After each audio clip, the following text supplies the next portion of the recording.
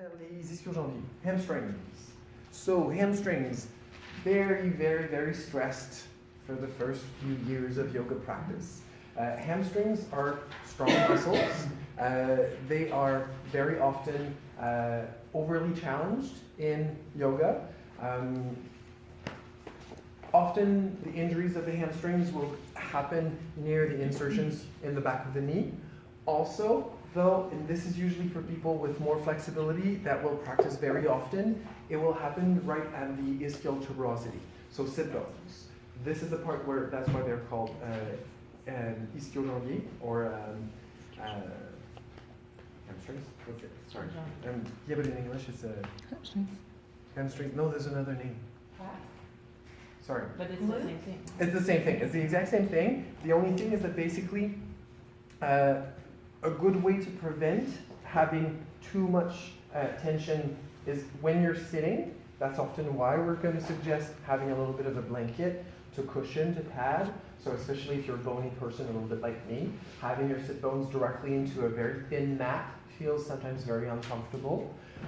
Keeping the knees bent at all times so that you prevent an overstretching. When your knees are bent, you're making sure that all of the tension will go in the back of the knee. Though there's usually more tension going to the sit bone. So when you're forward bending, always keeping maybe a little bit of weight. If you have enough flexibility, knees can be bent. Try to avoid always going into a fully knees completely extended, just because it's very intense for the back of the knees. Small bend. So again, from here to here, there's not a huge difference, but it does make a huge difference as to how your muscles will be taking the stretch. So those are fairly common, but usually they're going to be common for very assiduous practitioners, people that will practice very, very often.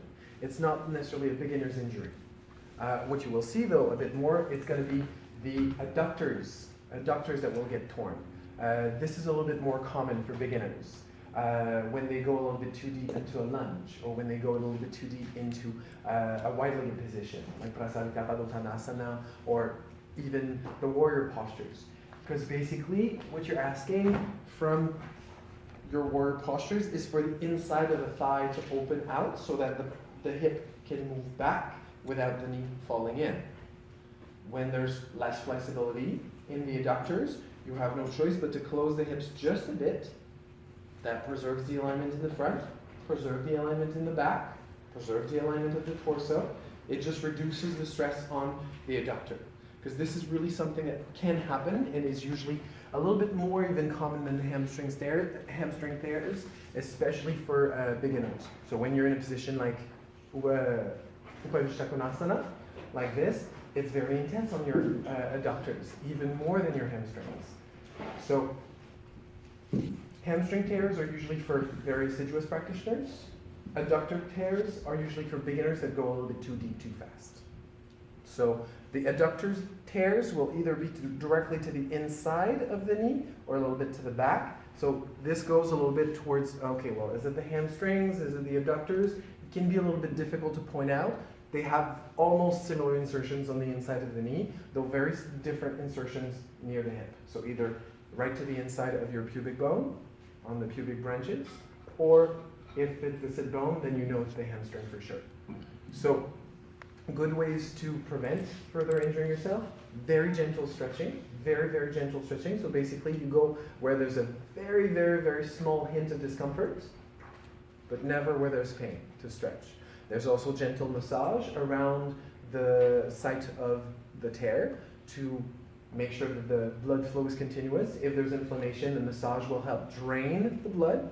And for sure, if it's very, very acute, if the pain is very intense, then maybe a little bit of ice. That can be also quite good. And for sure, let's try to move back a little bit from a very intense yoga practice. So of course, very intense pressure or tension exercises like jumping or running, those are the kinds of exercises you completely skip. You remove them altogether. Unless you're extremely well warmed up, but then again, if you're very well warmed up, it's a little bit like taking painkillers. It takes away a little bit of the feedback and sensations that you may have. Good. What ligament do we use in both What ligaments? Yeah. Well, there's many.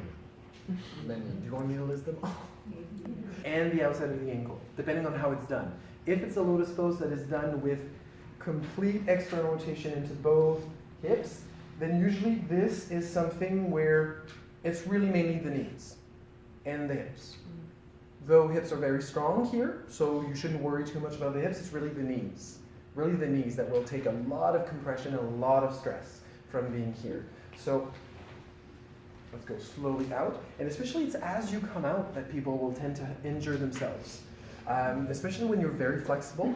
You can come in fairly comfortably and come out fairly comfortably, but most people that I've known that have injured themselves, injure their knees while practicing yoga, it was while they were doing a lotus and they were wanting to come out without using their hands. They just kind of push their legs out and they just kind of, yeah. But I'm not that flexible when I'm doing lotus. I'm flexible like